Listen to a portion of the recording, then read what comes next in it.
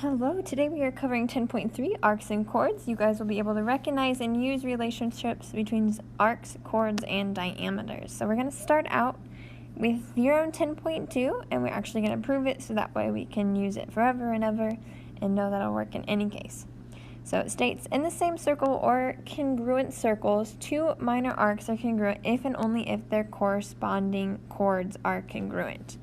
So we have these chords. They are congruent. That means the arcs must also be congruent. Or it works the other way. If you know the arcs are congruent, you know the chords are also congruent. So for our proof, we have circle P, and then we have arcs congruent. This is actually marked incorrectly here. What is a marked congruent in red is actually what we're trying to find. We're trying to prove QR is congruent to ST. Now, circle P and arc QR congruent to arc ST is given. We then have angle QPR is congruent to angle SPT.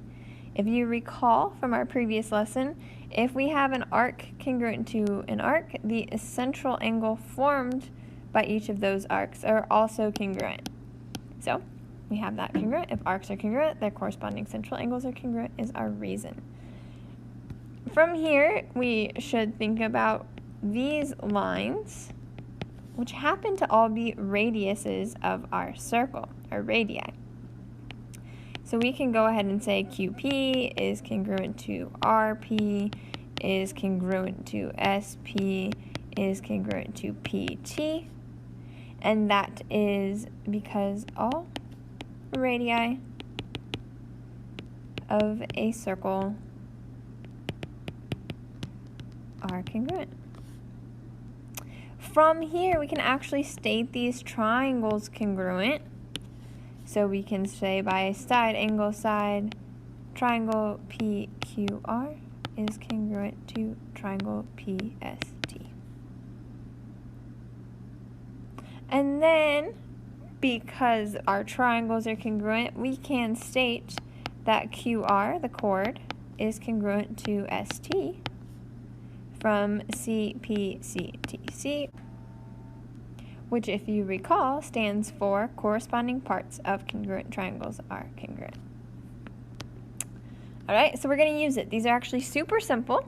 A circular piece of jade is hung from a chain by two wires around the stone.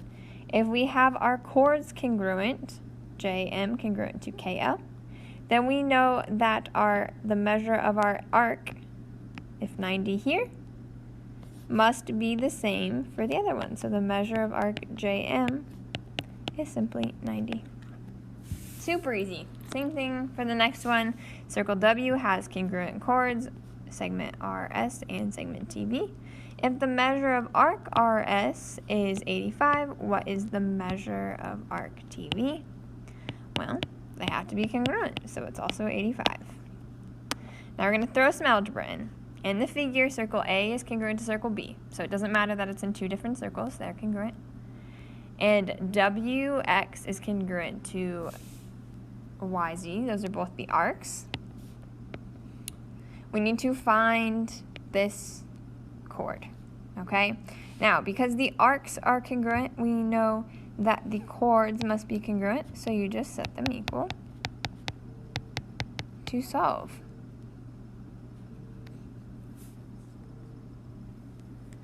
So we go ahead and add 2, and then subtract 5x.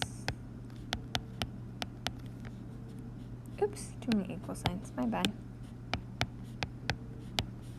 So x is equal to 4. And it didn't want the value of x, it wanted the value of the whole segment wx. So you go ahead and you multiply that 4 in for x, or sub that 4 in for x, I should say. And then you get your segment length is 26 for chord WX. Okay? We have another one. In the figure, circle G is congruent to circle H. We're going to find LM, given that the arc RT is congruent to arc LM. Once again, just set them equal.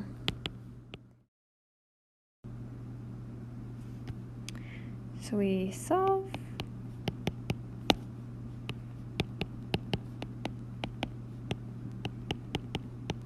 And we get x equals 6, and we do need to plug this back in for LM. Now it doesn't really matter which one you plug it in for because they are congruent, but I usually just plug it in for the one it asks for. And I get that LM is equal to 13. So our second section, we have bisecting arcs and chords. If a line, segment, or ray divides an arc into two congruent arcs, then it bisects the arc. If you remember, bisecting just means kind of it cuts it in half. So 10.3, if a diameter or radius of a circle is perpendicular to a chord, then it bisects the chord and its arc. So this diameter, or you could even say just a radius of a circle, is perpendicular to this chord. That's all you need to know. Then it bisects the chord and its arc. So it bisects this, cuts them into congruent pieces, and it bisects the arc, cutting it into congruent pieces. 10.4 is kind of the opposite of that. The perpendicular bisector of a chord is a diameter or radius of the circle. So we know this is perpendicular, you know it's a bisector, so you know that this is a diameter or radius. So we're going to use it.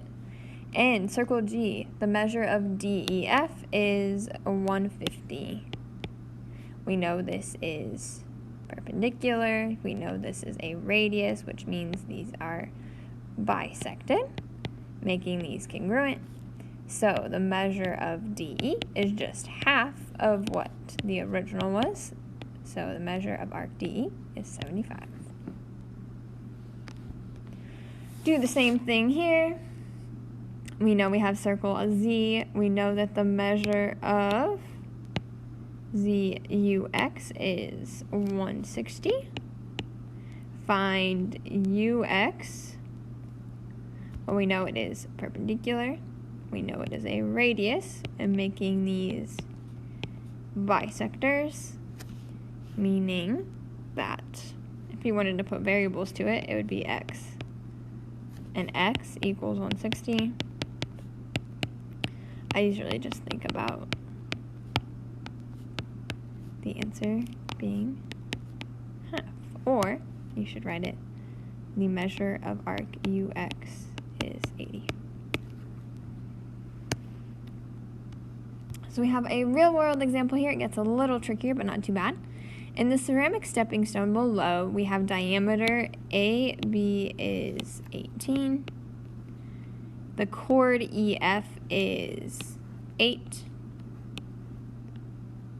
Find CD. So we're trying to find this piece. Now, seems a little tricky. It's actually not too bad. We know that we have a bisector. So we know each part of the chord is actually 4 and 4. And we actually also know all radii are the same. So this is 9, this is 9, this is even 9, even though it wasn't drawn in there. And that's actually the one that we care about. So now, if I am trying to find CD, you'll see I have enough information with what I just have left in there to use the Pythagorean theorem to solve. So I'll have x squared plus 4 squared equals 9 squared.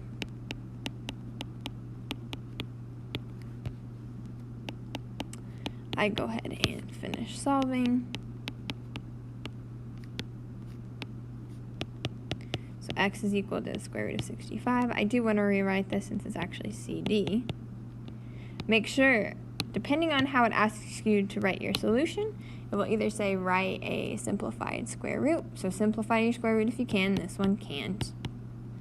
Or it will ask you to just write a decimal, in which case you can write the decimal solution, which is 8.06. Depending on how it asks to answer, you can write either way. We'll do another one. The same thing here. We know QS is the diameter, it is 14. I'm actually just going to fill in the information I know because I'm finding UZ. So VR is 7, that's the radius. The chord is RT. That means I need half of it, which is 5 here. And I am solving for VU. So pretty much the same problem. I'll have x squared plus 5 squared equals 7 squared.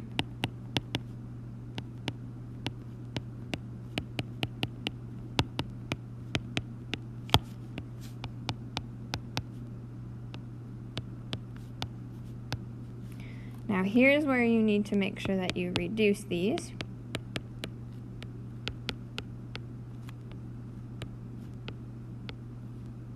So we have a pair of 2s, so we have 2 root 6 is equal to VU.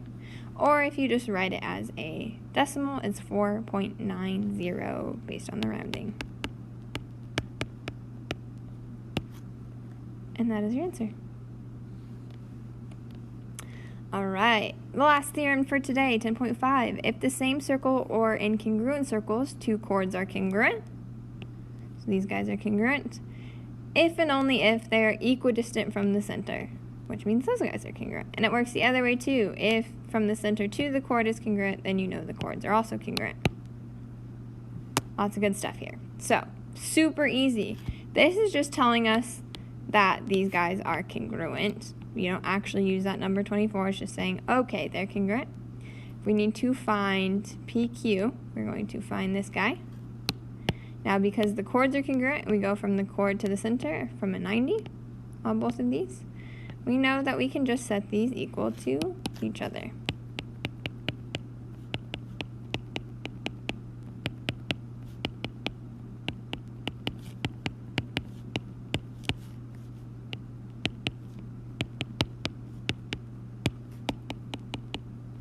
And then plug in to finish up.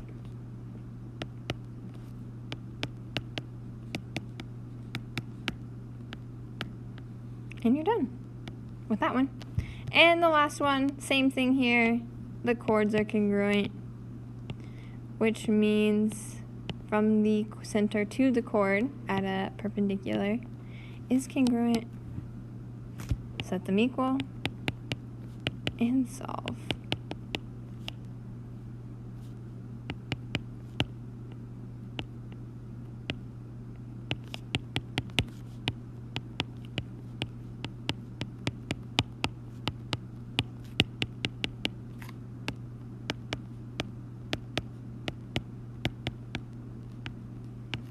And there is your solution.